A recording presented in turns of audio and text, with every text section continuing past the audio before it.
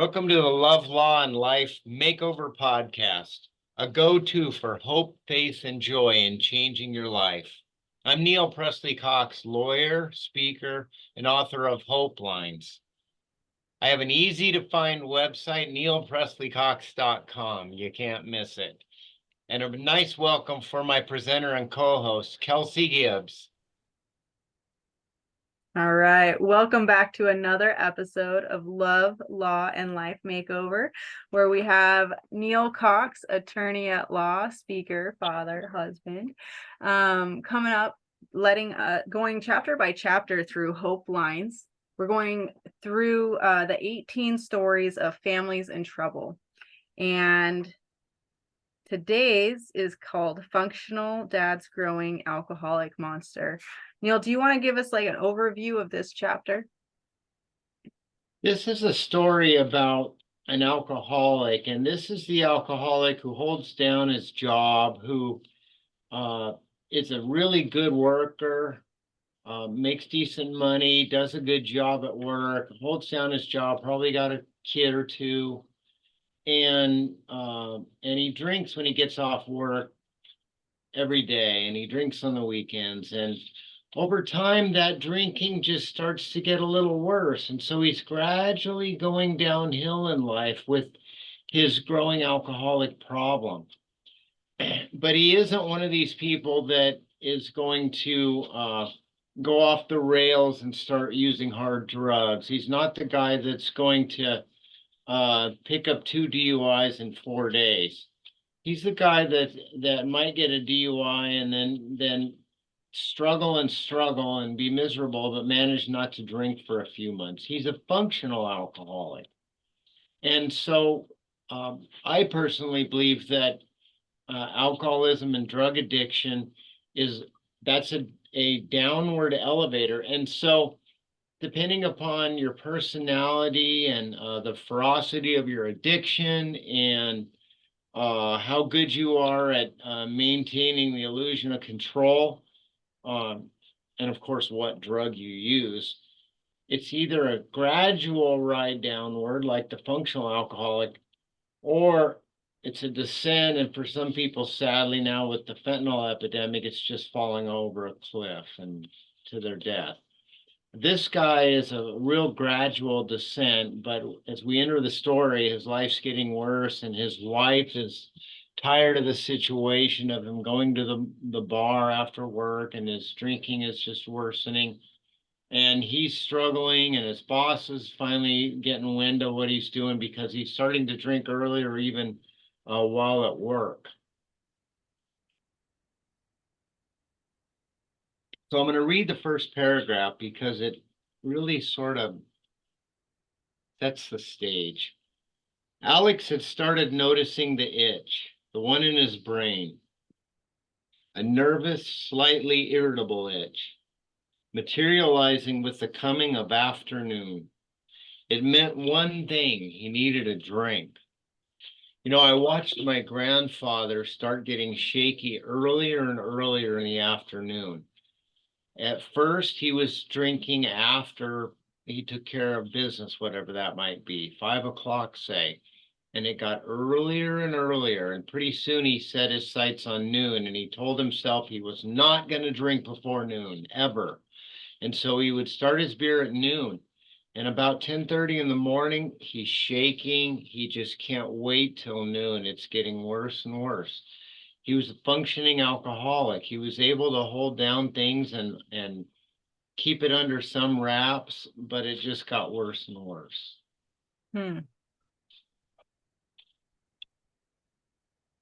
Rest his soul. He was a good man.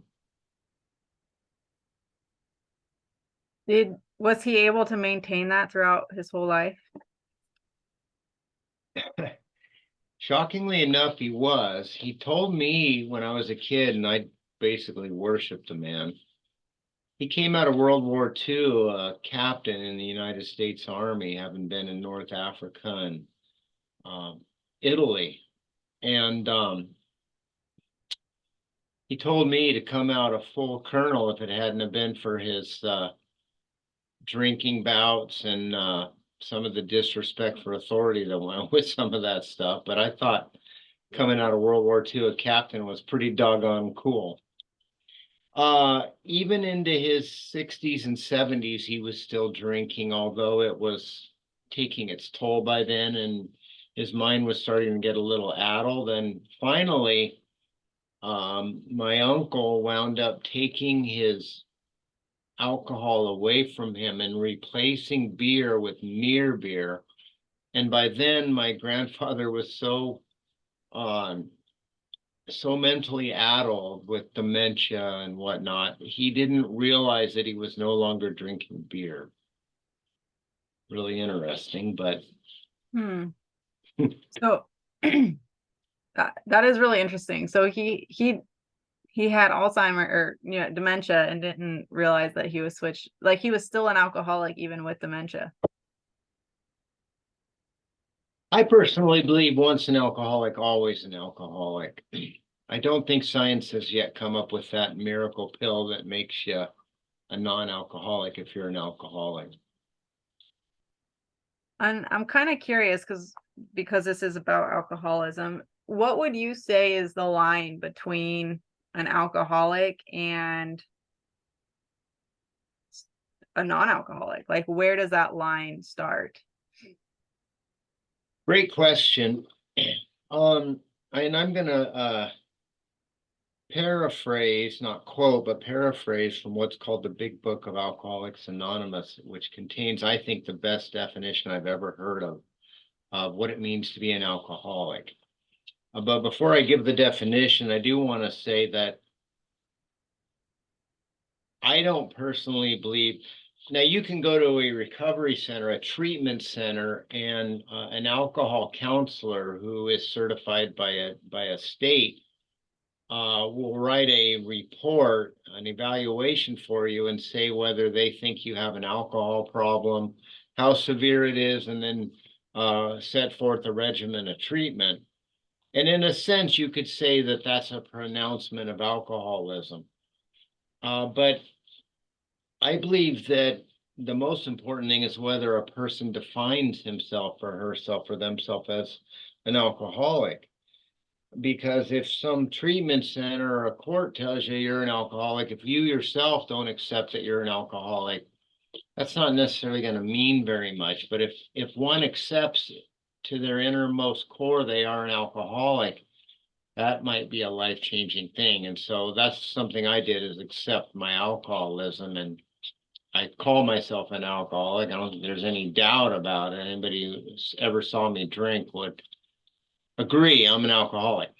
The definition in the Big Book of Alcoholics Anonymous is a sort of a two-part test that one can pronounce on themselves. And it says this: if you find that when you're drinking, you find it difficult or impossible to control the amount you drink in those occasions, you're probably alcoholic. So you're unable to regulate how much you drink. And for me, when I would, even if I had some big event the next day, a test in college, or I had to be at work at a certain time, if I started drinking the night before, and I would tell myself, well, I've got to stop by 6 p.m. and I've got to stop at 4 beers because of tomorrow, because of this huge important thing to me. Once I started drinking, the idea about tomorrow just completely vanished from my head. And even if I thought, okay, wait, I said I was going to stop, I better stop, there would always be one more, and I'd wind up drinking 17. Couldn't stop Wow. and start it. And the second part of the definition is this: if you find that when you really want to stop and stay stopped from drinking, maybe your life has just gone terrible and you're just sick of the problems and sick of being sick, and you find that you really want to stop, and then you cannot. You can't stop even when you want to, which is one of the most frightening things on earth. You're probably alcoholic. Because a lot of alcoholics have tried to stop. I tried to stop, and I'd stop for a while, and then this curious alcoholism would infect my brain, and trick me into thinking, well, either I deserve to go ahead and do it again, just at least for tonight, or I'm just so doggone miserable that nothing much else matters besides getting rid of the misery. And I'd start again. Those are the definitions that I think are most uh, applicable to a person examining their life. Yeah. The thing with the functioning alcoholic, for me, when I was reading this, really seemed to, was it hurting people? Sure. Like his family was not happy. His job eventually let him go, but it, I mean, aside from the fact that he could have killed someone in a car accident and, you know, something, but he wasn't really doing it. Like he wasn't violent. He wasn't really doing anything aside from driving and drinking, which if he had gotten a chauffeur, right? Like if he had had like a job, like sitting at home, you know, working on a laptop, right? Like aside from his relationships really suffering, you know, because he's lacking that connection, like he really wouldn't have been hurting anyone. And let's say he wasn't, maybe there's tons of people who are single that are functioning alcoholics, right? That do have that life. Like what incentive could they possibly have to get out of that? Like if they're truly not hurting anyone, their bills are being paid, they're, you know, they're working on a laptop, so they're not driving anywhere. What incentive would they possibly have to get out of this? I love what you're saying, because I think contained within what you said, there's a misconception, and that is that we can do things in our life and really not be hurting other people. And I just don't believe that. I believe that every single human being on this planet has other people in their life.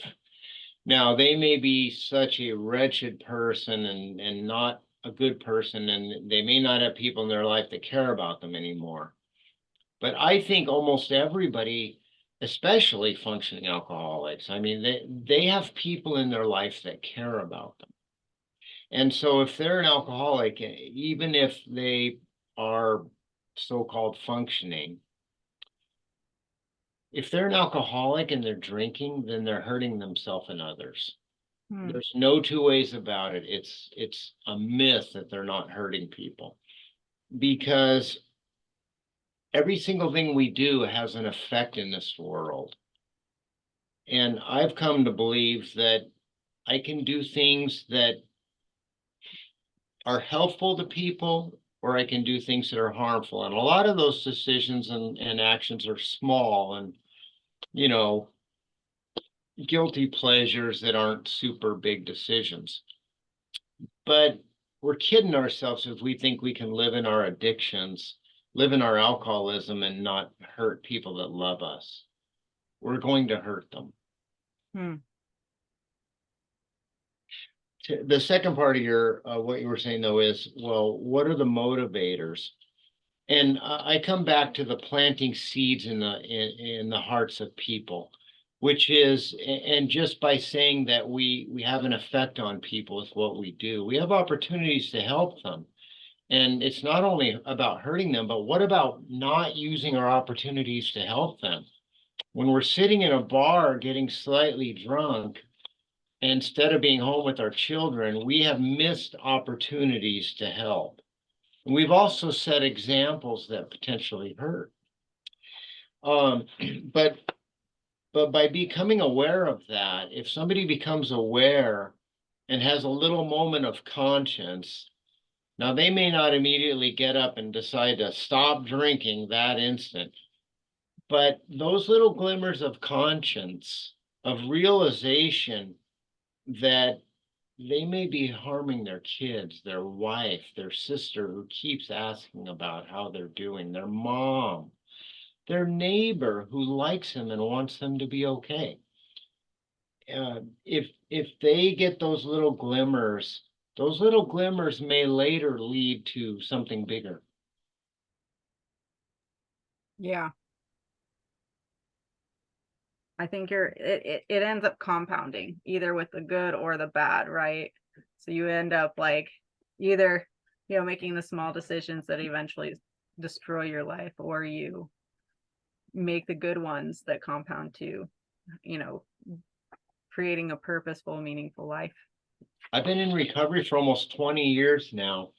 And many, many times I would be talking to somebody, and then over the course of the months, I saw that, my conversation with them didn't seem to do anything. They're just continuing on their downhill slide. And then 2, 7, 9 years later, I see them in a recovery spot, and they tell me that I actually had an effect on them. Now, that's hugely gratifying, of course, and it reaffirms my faith in the essential principle I believe in, that when we love on people, it has an effect. And if we do unkind things or don't use our opportunities to love on people, that has an effect too. Love it. I love it. Is there anything else that you'd like to bring up before we close out today's episode?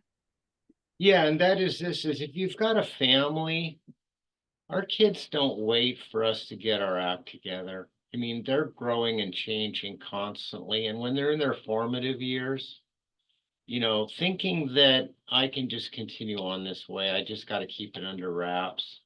You're just kidding yourself, because we're harming our kids when we do that. And so I think it's important to remember that our kids don't wait. Yeah, they just grow up. You can't stop it. Love on them today. Oh, Do good today. well, you all can go up to purchase your copy of Hope Lines on Amazon. Or you can go to Neil's website, neilpresleycox.com, and get a copy there, either chapter by chapter, a hardbound book, or an e-copy. And thanks so much for joining us. And you can come to my office at 924 5th Street in Clarkston, Washington, and purchase a signed copy.